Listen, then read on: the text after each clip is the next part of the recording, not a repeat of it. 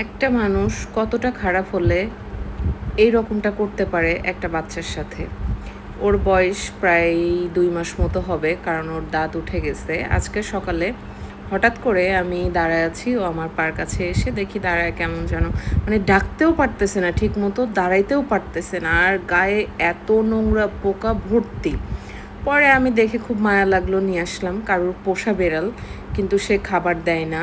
মানে ওর সাথে যে কি করছে আমি জানি না, এই অবস্থা দেখেন।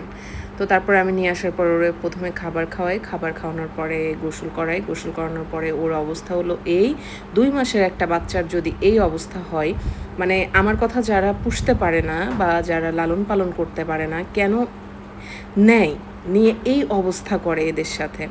যাই হোক, ওর গোসল টোসল করানোর পরে এখানে ওকে আটকায় রাখছি খাবার টাবার দিয়ে, যে ও একটু ওর মতো শান্তিতে থাক। কারণ আমার দুষ্ট আরেকটা আছে, এই যে উকি ঝুঁকি দিচ্ছে, কখন ওকে কামড় টামড় দেয়, এই জন্য ওকে আলাদা রেখে